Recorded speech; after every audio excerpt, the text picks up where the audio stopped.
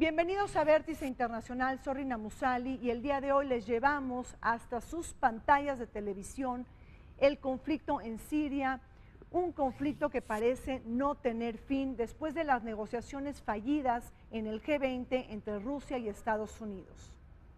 En el programa de hoy analizamos los intereses geopolíticos encontrados entre los poderes regionales e internacionales, el acorralamiento que ha sufrido el Estado Islámico, así como la nueva naturaleza del conflicto que se da precisamente cuando Turquía decide intervenir directamente en territorio sirio con operaciones militares.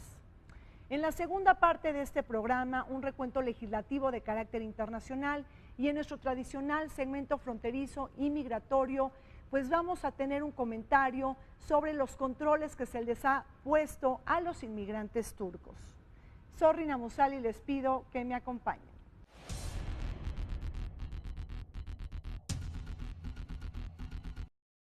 El actual conflicto en Siria inició en marzo de 2011, cuando manifestantes sirios, influidos por las revueltas regionales conocidas como Primavera Árabe, salieron a las calles para exigir la liberación de presos políticos y protestar contra el régimen de Bashar al-Assad. Luego de fallidos intentos de la ONU para negociar la paz, un ataque con armas químicas sobre la ciudad de Damasco en agosto de 2013 provocó la muerte de cientos de personas, ante lo cual el presidente Barack Obama solicitó al Congreso estadounidense autorizar la acción militar contra Siria. En 2014 emergió el grupo terrorista Estado Islámico, el cual tomó grandes territorios de Irak y Siria, declaró el establecimiento de un califato y en agosto de ese año, en represalia por los ataques aéreos autorizados por Estados Unidos, decapitó al fotoperiodista James Foley, cuya ejecución fue videograbada y subida a internet. En agosto de 2015, luego de apoderarse de Palmira, ISIS instaló explosivos y destruyó templos y santuarios patrimonio de la humanidad, mientras que en septiembre, Rusia lanzó ataques aéreos contra objetivos rebeldes sirios. En tanto, el 15 de julio de 2016, Turquía sufrió un intento de golpe de Estado que tenía el propósito de derrocar al gobierno de Recep Tayyip Erdogan. Tras varios enfrentamientos callejeros y el bombardeo de edificios públicos, el golpe fracasó dejando un saldo de 265 víctimas, entre civiles, militares sublevados y policías leales al presidente Erdogan. El 24 de agosto siguiente, las Fuerzas Armadas turcas lanzaron la operación terrestre Escudo de Éufrates para expulsar al Estado Islámico del área de Yarablus, en la frontera con Turquía, con lo que ese país intervino militarmente por primera vez en el conflicto sirio. En los últimos 5 años, la guerra civil en Siria ha dejado más de 470.000 muertos, 2 millones de heridos, así como alrededor de 11 millones de desplazados dentro y fuera del país. La guerra en Siria ha sacudido la estabilidad del mundo árabe y también del mundo occidental. Con un saldo de más de 400.000 muertos, una cifra que maneja Staffan de Mistura, el mediador de Naciones Unidas para las negociaciones de paz en Siria, aunado a una crisis humanitaria que ya arroja 7.6 millones de desplazados internos y 4.2 millones de refugiados, que están alojados en diferentes países como Líbano, Egipto, Irak, Jordania y también Turquía, nos habla de una guerra que parece no tener fin. Muy a pesar de los intentos de pacificación, de los llamados de la comunidad internacional y sobre todo este grito de desesperanza de las organizaciones humanitarias, todo apunta a que la guerra en Siria se va a prolongar. Que este conflicto es consecuencia de un proceso de colonización que no se puede negar y de intereses geoestratégicos muy fuertes dentro de la región de Asia Sudoccidental.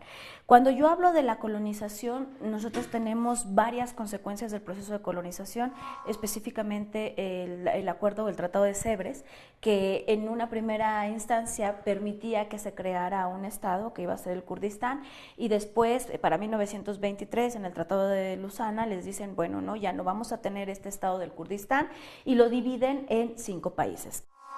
Por lo tanto, ahí ya hay un problema, que es el problema de los kurdos dentro de la región.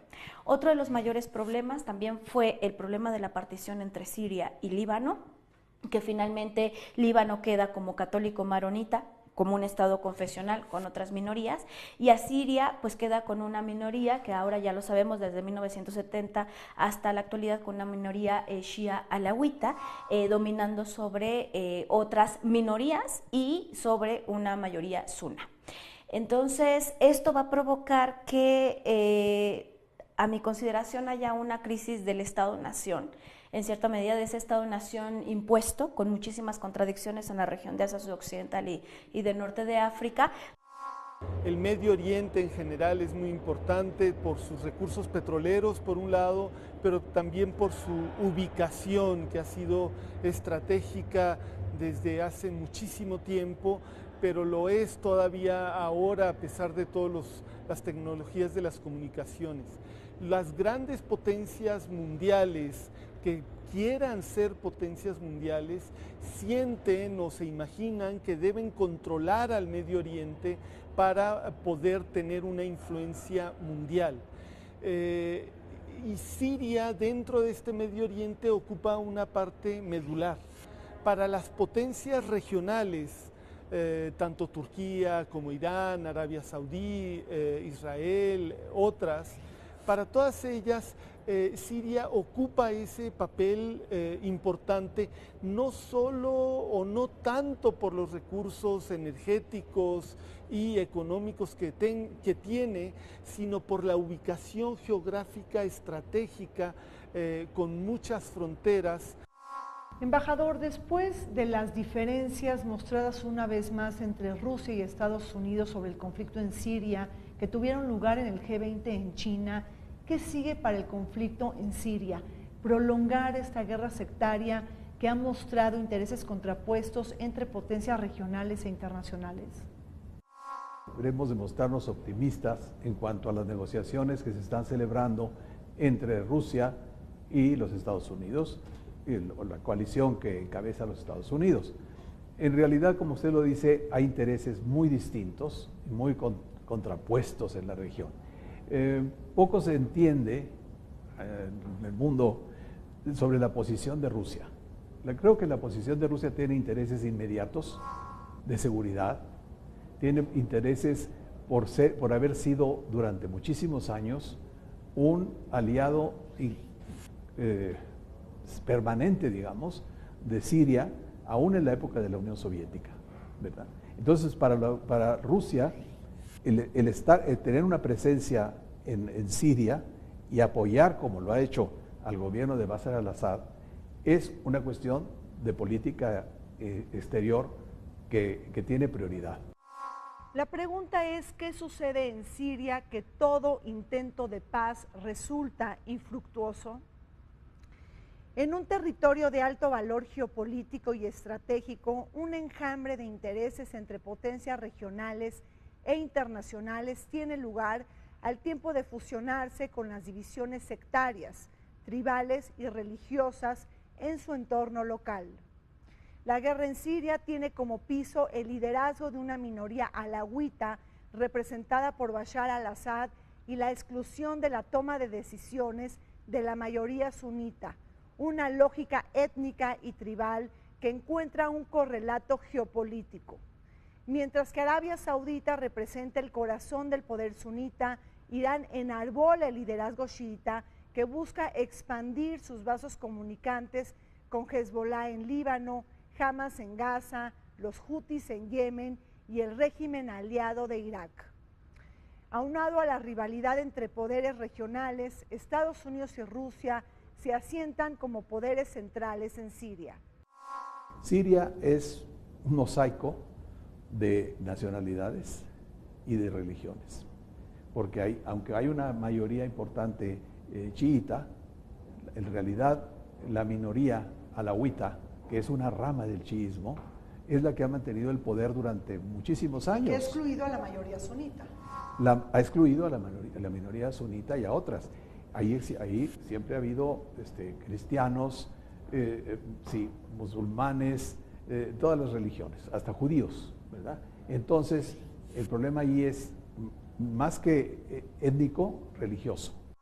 Aquí lo que tenemos es una fragmentación muy fuerte, que además tiene que ver también con los conflictos de los años 90, que esto es muy complicado. Es decir, ¿a qué me refiero con los conflictos de los años 90? Lo que surgió como consecuencia de invasión soviética en Afganistán en 1979, lo que surge con la Revolución Islámica Irania en el 79 también, y que finalmente en Irán se pone un poder shia 98% de la población, ya con un gobierno shia y población shia. En el caso de Afganistán tenemos, por supuesto, el surgimiento de Al-Qaeda, y que eso se va a reflejar en qué situación. Una Al-Qaeda de Irak que se empieza a generar desde finales de los años 90, por supuesto que se empieza a reforzar también después de la caída de las Torres Gemelas en el 2001, y por supuesto tras la invasión de Afganistán de Estados Unidos, o digamos, de la coalición, para que no suene tan fuerte, en Estados Unidos, 2001, y en el 2003 en Irak. La guerra en Siria no es un juego monolítico, sino todo al contrario, es un juego de multilateralidades, tal y como ya se ha establecido. El cóctel de intereses disímiles y contradictorios entre las potencias centrales y regionales ha llevado a un empate perdurable, con sentimientos de impotencia y frustración por parte de la comunidad internacional. Es un conflicto atenazado en donde ningún bando o correlación de fuerzas se ha podido imponer sobre otro. Cuando Bashar al-Assad sufre derrotas, pronto la ayuda se empodera desde Irán y Rusia, pero cuando los rebeldes y opositores sirios se encogen, Estados Unidos y Arabia Saudita, además de Turquía, reaccionan. A esta tragedia también se le suma la complejidad de las relaciones bilaterales, los juegos, por ejemplo, entre Moscú y Teherán, las tensiones entre Rusia y Turquía y los vínculos entre Estados Unidos y Arabia Saudita. En fin, un lodazal de intereses globales, regionales, bilaterales y hasta de relaciones personales que se imbrican. ¿En dónde están colocados los intereses geopolíticos y estratégicos de la política exterior de Estados Unidos en Siria? Bueno, como sabemos, Estados Unidos tiene intereses globales. Aquí el principal asunto yo creo que es la presencia de los Estados Unidos en la zona, sobre todo en Irak, y su alianza, o digamos su importante relación con los estados árabes las monarquías, ¿verdad?, de la península, sobre todo con Arabia Saudita. En este conflicto, que es una guerra civil, por lo que toca a Siria, pero cuando se refiere a ISIS y otros protagonistas en la región, podemos darnos cuenta que se trata de una verdadera guerra civil entre el sunismo y el chiismo. Todas estas circunstancias que van a crear fuerzas opositoras internacionales que se manejan en términos de terrorismo, específicamente de quiénes estamos hablando. Al-Qaeda de Irak, que se va a transformar y que va a tener una escisión, y que de ahí se va a conformar ISIS, y que por supuesto responde ¿a qué? Responde a una problemática específica en Irak, que fue la limitación electoral a las circunscripciones en las elecciones en Irak, y en donde la Sunna queda marginada. Sunna que en un momento determinado estuvo durante el poder político pues de todo el periodo del partido Ba'ath, hasta que Saddam Hussein en el 2005 pues es enjuiciado. Entonces, esta población sunna se convierte en una población insurgente, y esto, ¿con qué lo vinculamos? Lo vinculamos con las protestas en Siria. ¿Quiénes son los que hacen? Son muchísimos grupos, no estamos hablando de un solo grupo. Siria ya tiene más de 300 grupos, hay más de 300 grupos en Siria que están en oposición política en contra de Bashar al-Assad.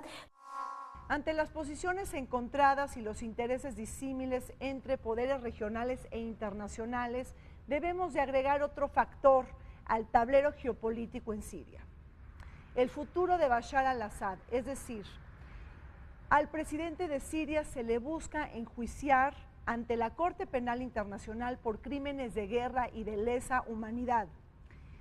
Y es que el uso de armas químicas, los ataques masivos e indiscriminados contra su población, así como las ejecuciones que han tenido lugar en torno a sus opositores, nos hablan de una verdadera maquinaria represiva de la dictadura en Siria. Sin embargo, hay que tomar en cuenta que Siria no ha firmado ni ratificado el Estatuto de Roma de la Corte Penal Internacional. En otras palabras, pues la Corte no tiene jurisdicción en Siria y no tiene capacidad, ¿no?, de enjuiciar lo que está pasando dentro del territorio sirio. Además de que Bashar al-Assad pues cuenta con inmunidad de jefe de Estado. Él es el jefe de las Fuerzas Armadas. Piden la salida de Bashar al-Assad. ¿Quién va a sustituirlo? ¿Se pueden convocar elecciones inmediatamente? Ahí la posición rusa es muy clara. Los rusos dicen, no podemos propiciar la salida de Assad, que es su aliado también, no por esa razón, sino simplemente porque no se puede crear un vacío de poder con la salida de Assad antes de que termine el conflicto. Primero hay que solucionar el conflicto y después buscar una salida, pienso yo, honorable. Este tipo de cosas se plantean y se hacen como elementos de presión que son muy importantes para la hora de la negociación. Sin embargo, estamos hablando de una negociación ante todo. Por lo menos en el último año, si no es que un poco más, ha habido una convergencia de intereses entre Estados Unidos y Rusia. Obviamente tienen intereses geoestratégicos distintos, cada uno tiene sus propios propósitos y metas, pero en el caso de Siria el conflicto se ha convertido en un conflicto muy peligroso que ha rebasado las fronteras del país y ha habido una coincidencia entre Estados Unidos y Rusia que los ha llevado incluso a estar de acuerdo en que pueda permanecer algún tiempo Bashar al-Assad en el poder. Esto se explica en términos de esa, ¿cómo diríamos?, interés por la estabilidad internacional.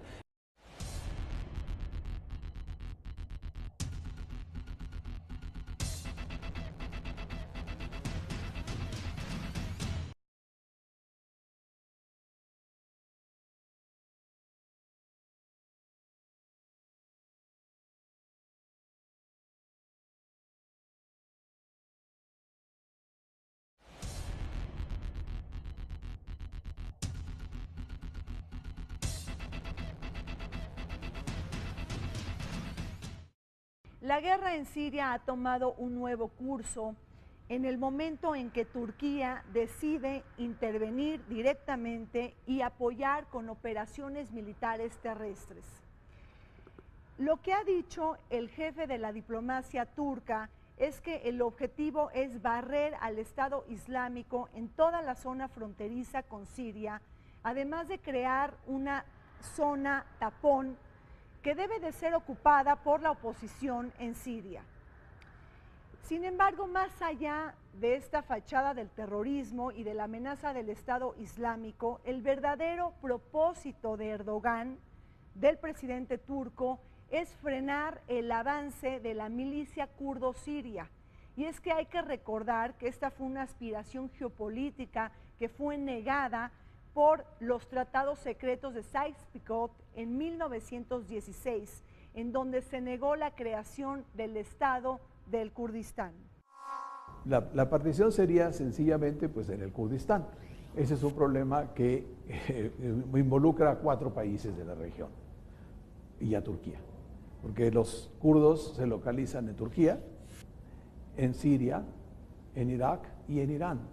Entonces, ellos han reclamado por muchos años, ya casi 100 años, más de 100 años, el tener un Estado kurdo.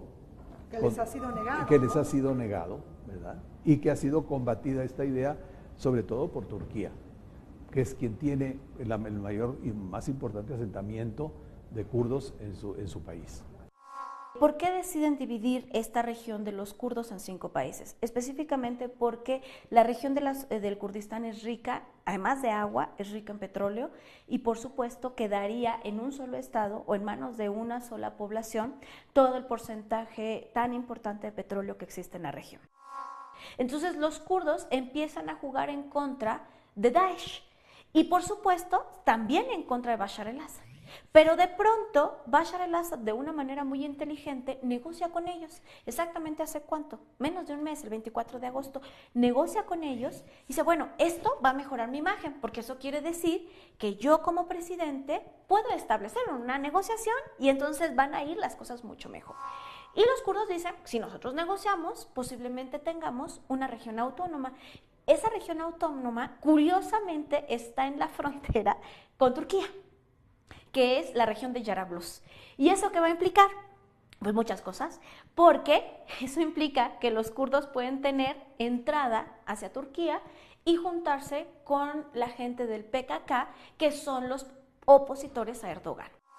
En 2002 llegó el partido del actual presidente Recep Tayyip Erdogan y llegaron con una visión bastante diferente a la que había tradicionalmente en la República de Turquía.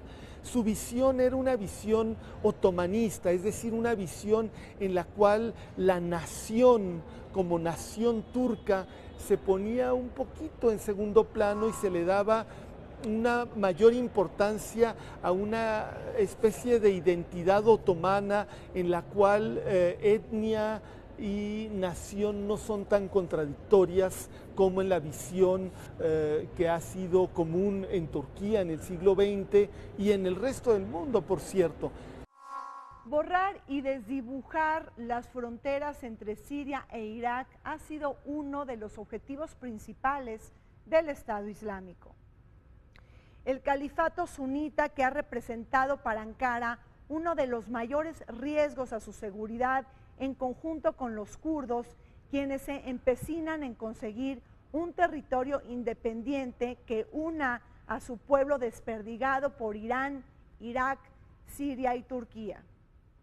Debemos de recordar que los kurdos se han convertido en el aliado principal de Washington a la hora de contener el avance terrestre del Estado Islámico, precisamente el grupo que hoy es atacado de manera directa y frontal por Turquía.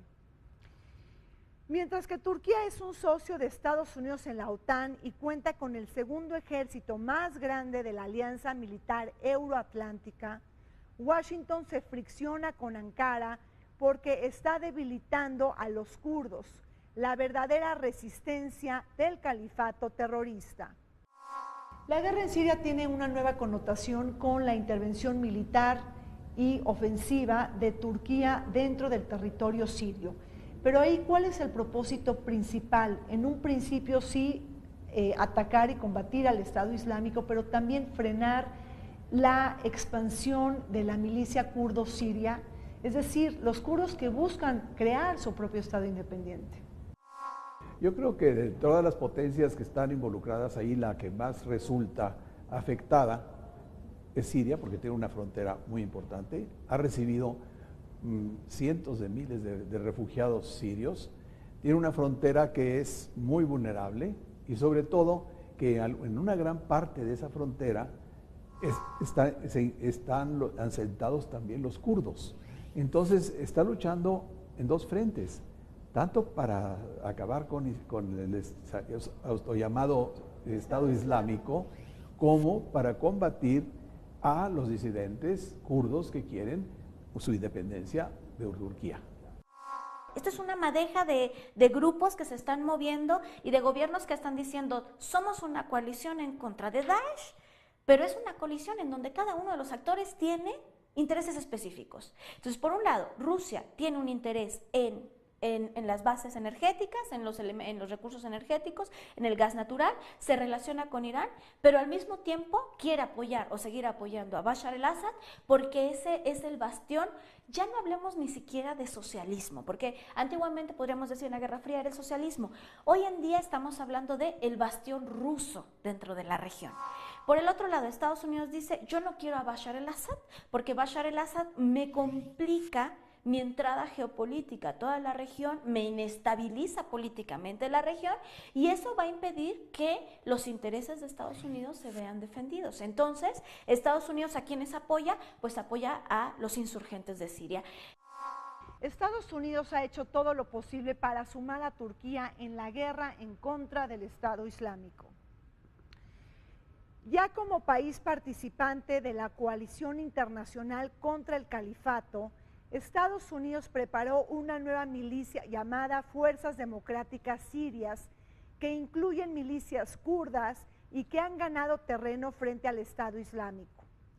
Cabe señalar que tanto los kurdos como los yazidíes, chiitas y cristianos se muestran en contra del yihadismo terrorista practicado por el Estado Islámico y que gracias a la victoria kurda y yazidí en Sinjar y la ganancia estratégica de la ciudad de Kobane, el mapa del Estado Islámico se está encogiendo.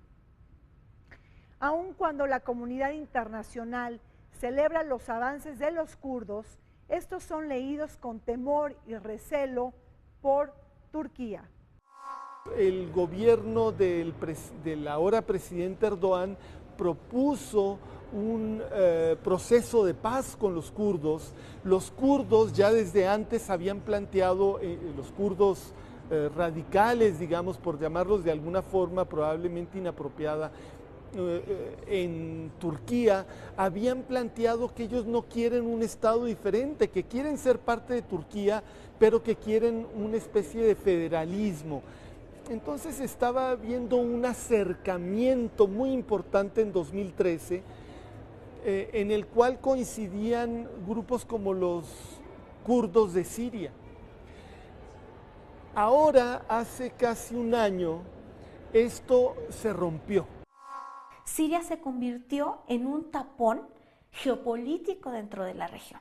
Entonces, si Siria es un gobierno alawita shia e Irán es un gobierno shia, por lo tanto, Irán va a estar apoyando a Siria como los dos pilares shias dentro de la región. Y encima tenemos a una Arabia Saudita que todavía es el cuidador sagrado y por supuesto el gran poder suna en la región. Y además tenemos además de esta disputa suna-shia, tenemos por el otro lado a China y Rusia que tienen acuerdos muy claros comerciales, los acuerdos de Shanghái, de donde obtienen, de Irán, es de donde obtienen la mayor parte de sus energéticos, específicamente gas natural y petróleo. ¿Qué implica? Que Irán tiene el apoyo de Rusia y China. Por el otro lado, Arabia Saudita tiene el apoyo estadounidense, pero Arabia Saudita, aunque no lo reconoce de manera gubernamental, también ha apoyado a ciertos grupos terroristas de base suna. ¿Para qué? Para que acaben con la oposición política shia.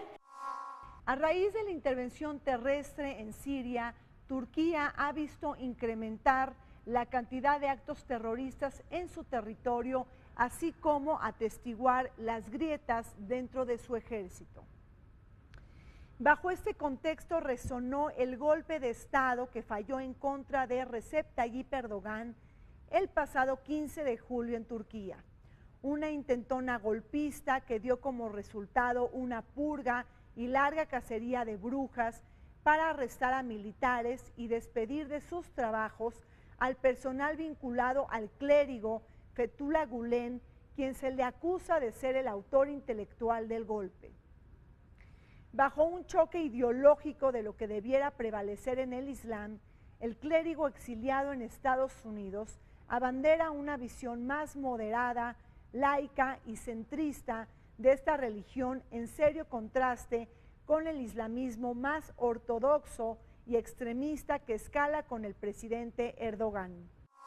Embajador, ¿cómo se están colocando los intereses internos y externos en Turquía cuando apenas el pasado 15 de julio vimos una intentona de golpe de Estado fallido en Turquía? Que no solamente está involucrado en el problema de Siria, sino también tiene su problema interno con los kurdos. Y es una especie de Estado colchón entre Rusia y el Medio Oriente, ¿verdad? Entonces ahí la participación de Turquía requiere de un gobierno fuerte, apoyado por las mayorías, y que puedan solucionar de una manera pacífica, si es posible, su conflicto kurdo. El gobierno turco dice haber matado unos 7,000 activistas kurdos, lo cual es una cantidad enorme, por supuesto. Y los kurdos, según las estadísticas que se han presentado, han matado a algunos cientos de soldados e incluso a algunos civiles turcos. Esto se agravó con el intento fallido de golpe de Estado. Con el intento de golpe de Estado, Erdogan tomó todas las riendas del poder. Afortunadamente fracasó ese intento de golpe de Estado. No obstante, Erdogan aprovechó la coyuntura para tomar todas las riendas del poder en sus manos, y una de las consecuencias de esto ha sido una agudización de la guerra contra los kurdos. En el fondo no es acabar con Daesh, en el fondo es evitar que se aperture ese corredor entre Siria y Turquía, que sería un corredor kurdo, y que entonces sí, ahí sí, su gobierno estaría en un peligro gravísimo, porque entonces Erdogan está yendo mucho más allá de las vías democráticas. Y por otro lado tenemos que Erdogan dice, además de tratar de evitar de que lleguen los kurdos a Turquía, voy a negociar con Rusia. Bueno, pero Rusia no estaba apoyando a Bashar al-Assad. Bueno, sí, es cierto, pero Rusia tampoco quiere que los kurdos tengan demasiado poder. Entonces, de alguna manera, tampoco está evitando que Turquía entre o tenga la incursión terrestre dentro del territorio de Siria. El golpe de Estado fallido de Turquía ha complicado mucho más las relaciones diplomáticas entre Ankara y Washington. Recordemos que hasta el momento Estados Unidos se ha negado rotundamente a la extradición del clérigo Fethullah Gülen, quien se le considera pues el autor intelectual de este golpe de Estado, pero también de haber creado un Estado paralelo y muy poderoso al de Erdogan en Turquía. Sin embargo, Turquía, siendo un país de mayoría sunita, se ha acercado estratégicamente en las últimas semanas a Irán. ¿Por qué? Porque Irán y en Irak también se alojan los kurdos, y precisamente Turquía pues busca frenar la creación del Estado del Kurdistán. Los kurdos de esta corriente contra la que está luchando el presidente de Turquía no se plantean la creación de un Estado independiente. A pesar de que la lucha tradicional había sido por la creación de un Estado kurdo, ahora este grupo, esta corriente, porque no es un solo grupo, hay grupos armados, grupos pacíficos, pero esta corriente se plantea más bien el federalismo. Erdogan, después del golpe de Estado, se ha acercado a Rusia y se ha acercado a Irán, y por medio de ellos al gobierno de Siria, de Bashar al-Assad, y les propone que se unan en torno de la lucha contra los kurdos y que puedan hacer algún tipo de alianzas y progresar incluso hacia una paz con algunos de los grupos de oposición sirios con el gobierno de Bashar al-Assad. Mientras que Turquía es un país sunita e Irán es un país chiita, llama la atención, embajador, que hace unas semanas se han acercado estos dos países para pues cooperar en torno al conflicto en Siria. Y bueno, pues ahí el interés que se fusiona es los dos países que están buscando frenar a los kurdos en sus respectivos territorios. Bueno, yo creo que hay un problema pues, más importante de la contención desde el punto de vista militar ahí. Yo creo que lo importante ahí es la recuperación de Mosul, ¿verdad? Es la región en donde se asientan los principales yacimientos petroleros de Irak. Entonces, eso estratégicamente es importantísimo. Desde luego que los kurdos que habitan en esa región quieren deshacerse primeramente del Estado Islámico, porque está ocupada por el Estado Islámico. La otra ciudad, Raqqa, que está en Siria, es el otro bastión de los radicales, ¿no? Y también está Sirte en Libia. Y es muy, bueno, eso ya fuera de la zona. Pero ahorita, por ejemplo, Raqqa es una ciudad muy cercana a la frontera con Turquía. Y ahí pues el problema es muy importante también por las distintas alianzas.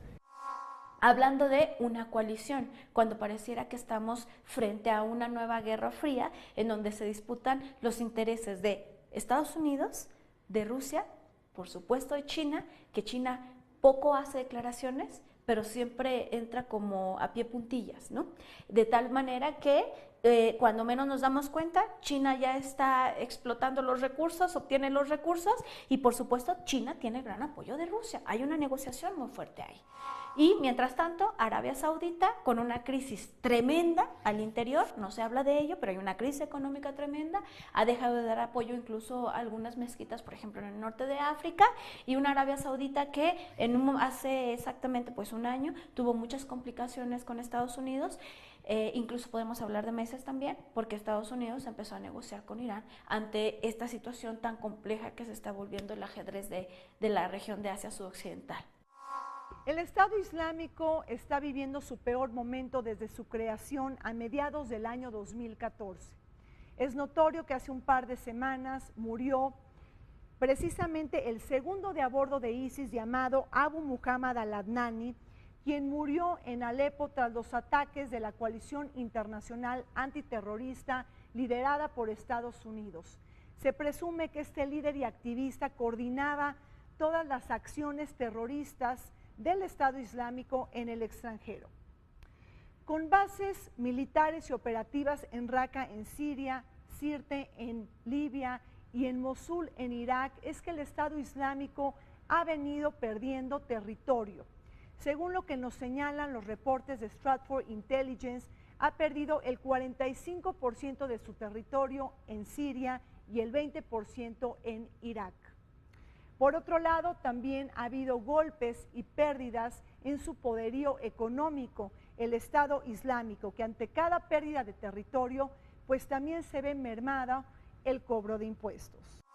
Sí, efectivamente aprovechó recursos provenientes de diferentes estados de la región e incluso de potencias mundiales, aprovechó esos recursos para fortalecer a su organización. Se le daban con la idea de que iban a ayudar a derrotar a Bashar al-Assad, pero esta organización las usó para fortalecerse y ahora han retrocedido con un esfuerzo muy grande, tanto de parte de Estados Unidos como de Rusia, y sobre todo la acción en el terreno de los grupos kurdos contra los que está actuando el gobierno de Turquía, y algunos grupos de la oposición árabe contra Bashar al-Assad que se han aliado a estos grupos kurdos y que han estado combatiendo a Estado Islámico. Eso dentro de Siria. Dentro de Irak también han sido combatidos y por supuesto que esta acción múltiple los ha hecho retroceder y perder terreno. Yo creo que ha perdido bastante territorio en lo que va del año, sobre todo. Yo creo que la intervención de Rusia fue muy importante para empezar a causar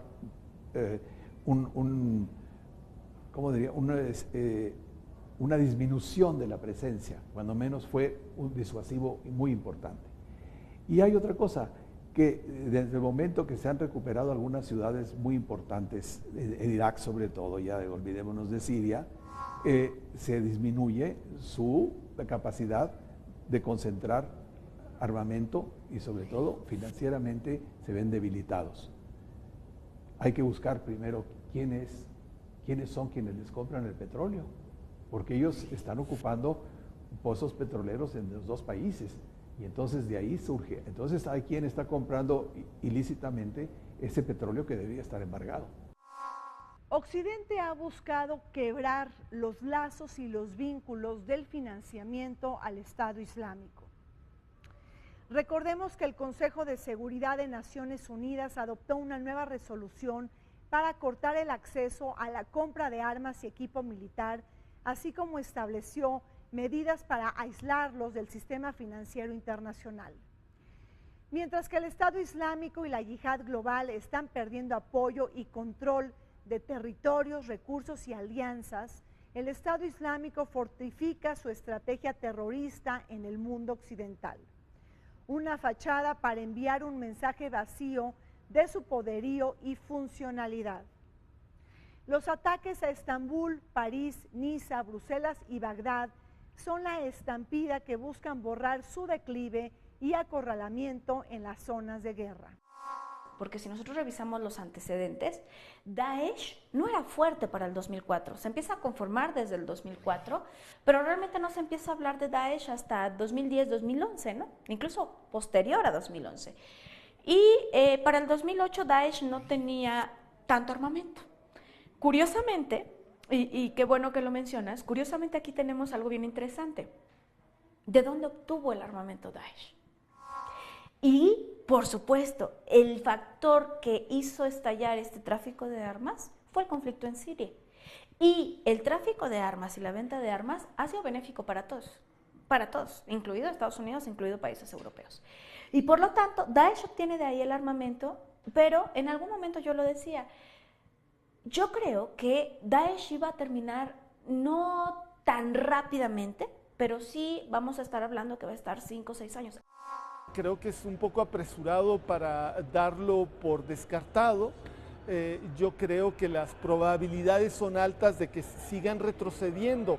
Sin embargo, la división que se empieza a gestar en la lucha de Turquía con sus aliados en contra de los kurdos, prohibiendo la participación de los kurdos y de los que estén coaligados con ellos a actuar en contra del Estado Islámico, podría mermar la eficacia de la lucha contra esta organización terrorista, lo cual es muy peligroso. Además de eso, sabemos pues, que el problema del terrorismo radical musulmán pues afecta mucho a Rusia también. Que puede entrar por el Cáucaso, ¿no? Claro, en el Cáucaso están las fuentes también del terrorismo que se ha desarrollado en Rusia. Entonces, para Rusia es un problema que trasciende sus fronteras. Es decir, para ellos la relación con toda la región, sobre todo con Siria en este momento, pues es importantísima. Y nunca ha dejado de tener una buena relación con Irán, solamente durante la revolución iraní, cuando la ayatollah consideraba a Rusia como otro de los demonios, ¿verdad? El otro Satán, después de los Estados Unidos. Sin embargo, han logrado mantener una relación pues bastante interesante y si no una gran cooperación, cuando menos apoyar en este conflicto. El Estado Islámico es la célula que todos ayudaron a recrear. La invasión de Estados Unidos en Irak fue el mismo laboratorio de gestación de este grupo sunita radical. Fue también Nuri al-Maliki, el presidente de Irak, quien apoyó con sus políticas la exclusión étnica y religiosa de los sunitas en la toma de decisiones de Irak. Esta prevalencia ha generado fricciones contra la supremacía chiita en Irak. Además, Arabia Saudita no se queda atrás con su tradicional apoyo al islamismo radical y violento, y la misma Turquía carga sobre su espalda el haber tolerado una frontera flexible y porosa con el tránsito de armas y combatientes hacia Siria. Ahora todos estos países luchan en contra del califato islámico. Arabia Saudita, con su enemistad de siglos con Irán, pues tiene un papel importantísimo en la región porque ha protegido y tiene que proteger al movimiento sunita, que ISIS está formada por sunitas que dejaron Irak, muchos miembros del ejército de Saddam Hussein, que al ser desplazados por el nuevo gobierno que instalaron los Estados Unidos ahí, de chiitas, pues se rebelaron, se unieron a Al-Qaeda y formaron esta nueva organización, que todo el mundo cree que es muy reciente. No, esto empieza desde los 80s. Es algo que estaba gestándose desde hace mucho tiempo y que ha tomado una dimensión inimaginable. Yo la llamo como crisis de modernidad islámica, que va aparejada a la crisis de modernidad también en el mundo capitalista. ¿Qué es esto de crisis de modernidad? Daesh puede terminar, pero lo que va a haber y lo que va a continuar van a seguir existiendo ataques terroristas, porque es muy claro que se ha causado muchísimo dolor en países como Afganistán, en países como Irak, hoy en día como Siria, lo mencionaste, ¿no? Las víctimas son demasiadas ya en Siria. Entonces, ¿qué va a implicar esto en futuras generaciones? Utilizando a Frantz Fanon, que es un autor que a mí me gusta mucho, que siempre habla de los condenados de la tierra. ¿Quiénes son los condenados de la tierra? Y los condenados de la tierra son las nuevas generaciones, y estas nuevas generaciones van a estar en búsqueda de una nueva identidad, pero es una identidad que ya no corresponde a esta modernidad europea basada en, o euroestadounidense, si la queremos llamar así, basada en democracia, basada en secularismo, basada en capitalismo, un capitalismo que no ha cumplido lo que se supone que tenía que cumplir, mejores expectativas de vida, calidad de vida, un buen trabajo, etcétera, etcétera, pero tampoco la modernidad islámica. En Río Revuelto se apunta a Donald Trump con declaraciones sobre el desempeño de la política exterior de Estados Unidos en Medio Oriente. En plena campaña electoral, el empresario multimillonario neoyorquino ha acusado al presidente Barack Obama y a la demócrata Hillary Clinton de haber recreado y consentido el Estado Islámico. Después del berenjenal que hay en Siria y todo Medio Oriente, ¿será Donald Trump capaz de diseñar e implementar una estrategia para combatir el terrorismo global? ¿Tiene las cartas credenciales para ser comandante en jefe de la primera potencia mundial? Precisamente una de las grandes debilidades del señor Trump ha sido probar su desconocimiento y completa ignorancia en materia de política exterior, un hecho que amenaza la paz y la estabilidad mundial. Embajador, ¿cómo es que podemos entender este conflicto y esta guerra en Siria? Algunas voces ya hablan que se está desencadenando la tercera guerra mundial, que estamos al borde de ella, porque ahí hay una ensalada de países centrales y regionales que están participando. Se encuentra Estados Unidos, Rusia, Arabia Saudita, Irán, Turquía y bueno, también Francia, que está pues muy vulnerada con los ataques terroristas del Estado Islámico. Lo que no se toma en consideración es que el presidente de los Estados Unidos no toma las decisiones solo. Tiene que tener la aprobación del Congreso, y no creo que los norteamericanos vayan a cometer ese tipo de errores, ¿verdad? Ya lo cometió un republicano anteriormente, que fue Bush al invadir Irak. Pero yo veo muy lejos que llegue a la presidencia, y sobre todo que no creo que pueda ocurrir algo catastrófico. Decía Palmerston, el gran primer ministro inglés, los países no tienen amigos permanentes, no tienen enemigos permanentes, pero tienen intereses permanentes. Entonces, ahí está la cuestión. En el caso de política exterior estadounidense es muy claro. A diferencia de México, que México tiene una política exterior presidencialista, es decir, cambia de acuerdo a cada presidente que llega, a pesar de que tenemos principios de política exterior. En el caso de Estados Unidos es muy claro. La política exterior no cambia. El Medio Oriente ampliado, en inglés de Greater Middle East, y esto fue propuesta desde la época de Bush, y que era la idea de establecer una zona de libre comercio, petróleo, gas natural, minerales, de la zona de la región de esa sudoccidental. ¿Con quién? Con Estados Unidos. Ese proyecto va a estar ahí y no ha dejado de ser como un pilar de la política exterior desde épocas, y vámonos un poco más años antes, ¿no? Que es desde 1979 con la Revolución Islámica iraní. ¿Cuáles son los principales puntos importantes para Estados Unidos dentro de la región de Asia Occidental? Canal de Suez, el petróleo, el gas natural. Y por supuesto tener unas bases militares que ahora son muy claras. Los únicos lugares que ahora no tienen bases militares estadounidenses en la región es Siria, Irán y Jordania, ¿no? Que Jordania es... Las negociaciones y los acercamientos entre Estados Unidos y Rusia vienen desde agosto de 2013. Es lo que ya mencionaba al inicio de esta entrevista. Ha habido una tendencia a acercarse desde los ataques químicos cerca de Damasco en aquella época, que Estados Unidos amenazó con atacar Siria, que al final no lo hizo. Llegaron a un acuerdo junto con Rusia para quitar las armas químicas al gobierno sirio. Ese fue un primer paso muy importante. Esto ha ido evolucionando naturalmente y ha habido un acercamiento creciente entre las posturas, una tolerancia de Estados Unidos hacia la intervención militar creciente de Rusia en Siria, una tolerancia de Rusia a las acciones de Estados Unidos en el mismo país, y un esfuerzo de ambos por pesar sobre los actores en los que ellos tienen influencia. Están avanzando centímetro por centímetro. Aquí, desgraciadamente, se necesitaría avanzar de 100 kilómetros en 100 kilómetros y lograr la pacificación cuanto antes, porque el sufrimiento del pueblo sirio no tiene nombre.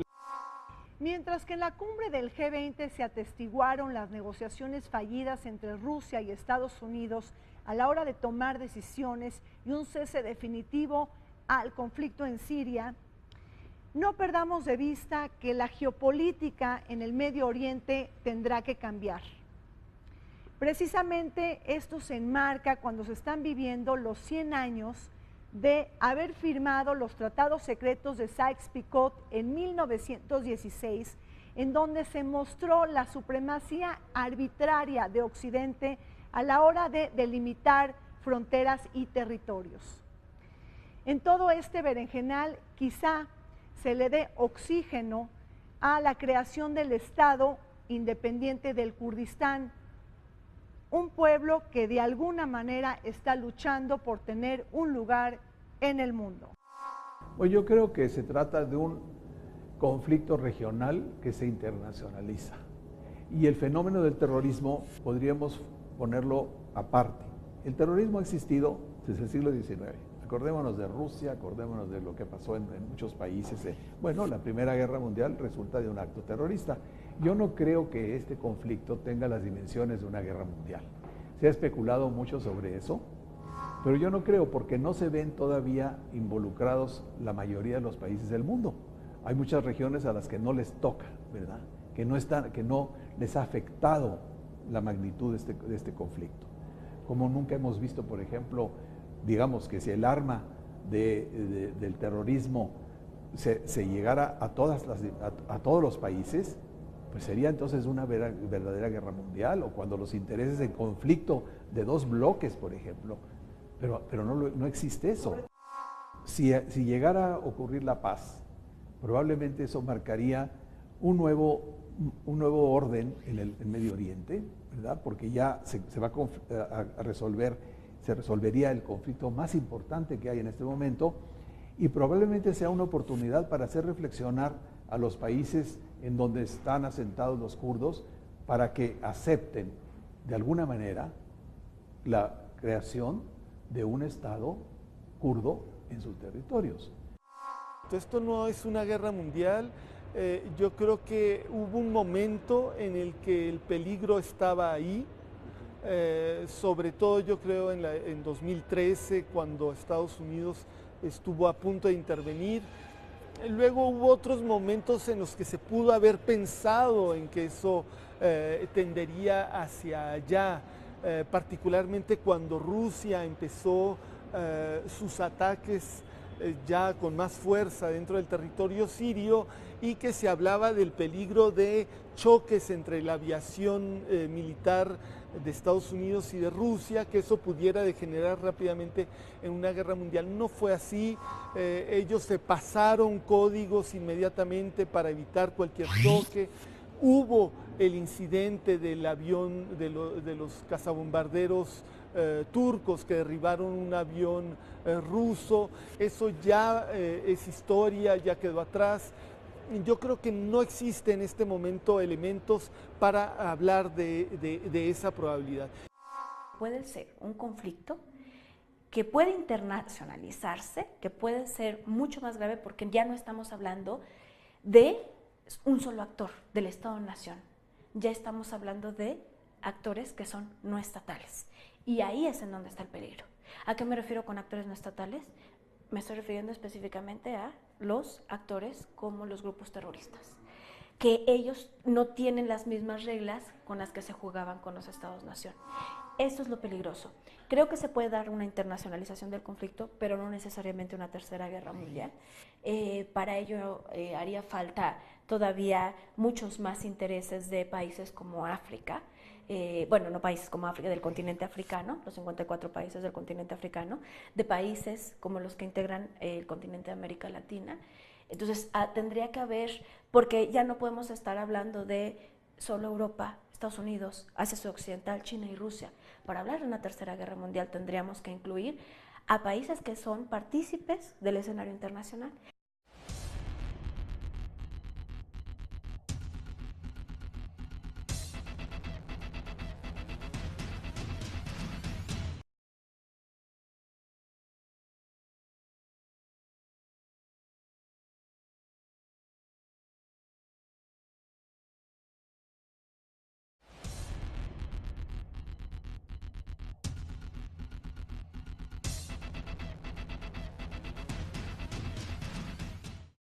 Vayamos ahora con el comentario de Federico Lamont sobre lo que está pasando con la migración, ahora que estamos hablando en este programa de Siria y del conflicto que ya va a cumplir 6 años. Si ustedes piensan que el problema de la inmigración siria se circunscribe a la vecindad entre Turquía y Siria, creo que estamos en el camino erróneo. No, la inmigración siria alcanza hasta los personajes de la innovación tecnológica en la Unión Americana. Por ejemplo, de la ciudad de Homs, Siria, actualmente devastada por el conflicto que inició en 2011, es el señor Hadali, quien es el padre biológico de Steve Jobs, y como él, varios centenares de miles.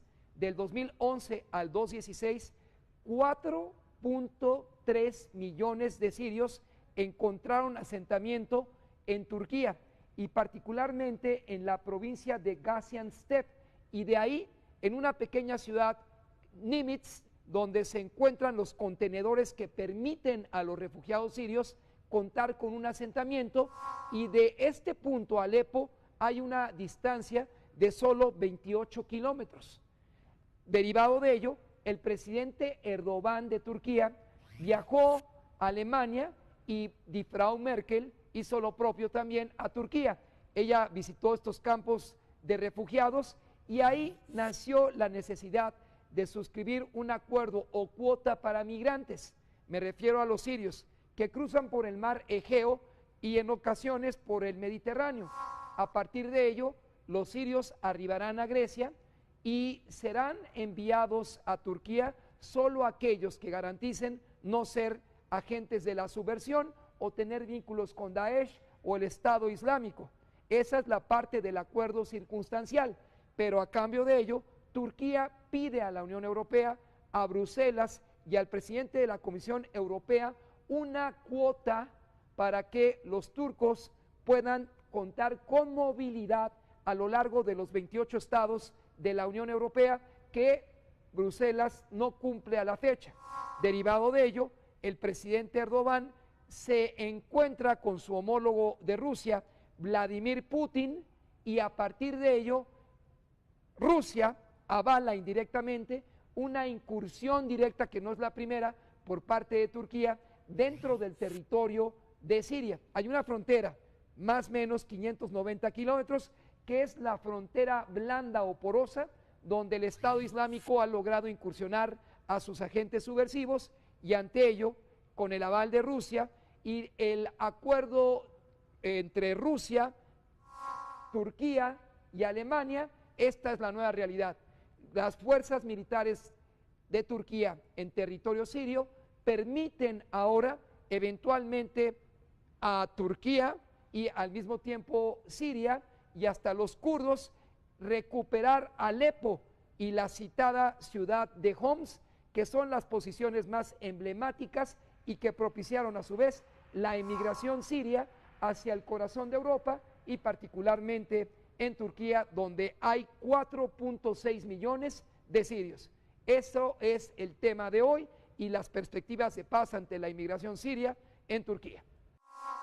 Llegamos al fin de Vértice Internacional. Zorrina Musali, como siempre les recuerdo que este programa se transmite todos los martes a las 21 horas y en repetición los sábados a las 7 de la noche. Vértice Internacional, un programa para todos aquellos que les gusta vivir sin fronteras.